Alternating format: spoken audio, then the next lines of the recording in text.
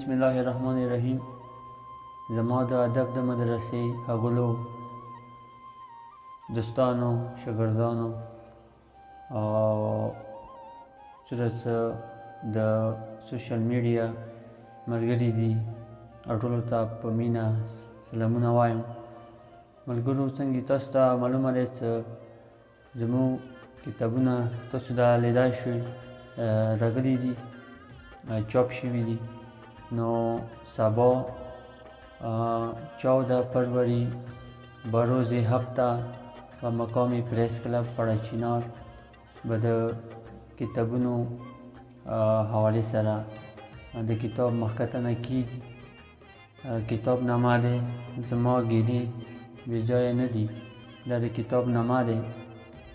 نو تاسو ټولو ته دعوت دی په مینې چې دې کې شرکت وکړئ، جوک در جوک شرکت وکړئ، دې کې خپله مینه موږ ته راوشیندئ. تاسو به ډېره مننه وي.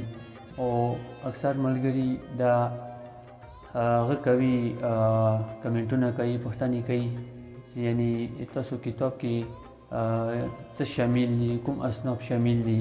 نو مو هغوی ته ویلی شو چې کتاب اول برخه چې دی هغه سریزو باندې مشتمله دی.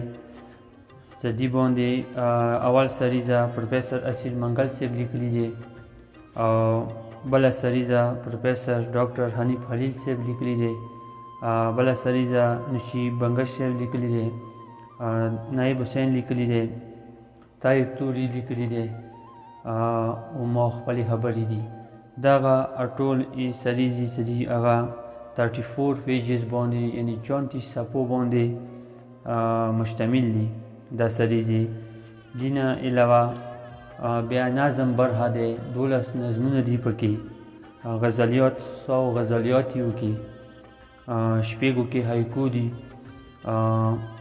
شپږو کې قطعات دي، دریو کې سندرې دي، څلورو کې رباعي دي، او یوو کې چربیته دی. دا کتاب څه دی ټوټل 196 یعنی 196 پیجز باندې مشتمل کتاب دی. نو دا معلومات ملګرو تاسو سره ما شریک کړل چې دا کتاب حوالې سره معلومات په اکثر ملګرو به غوښتنه کوله.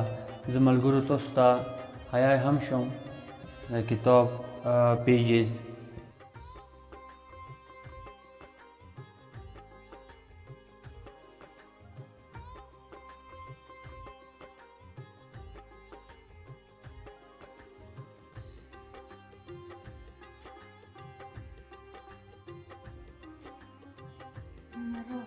دا ملګرو تاسو لیدای شو 196 پیجز باندې مشتمل کتاب دی.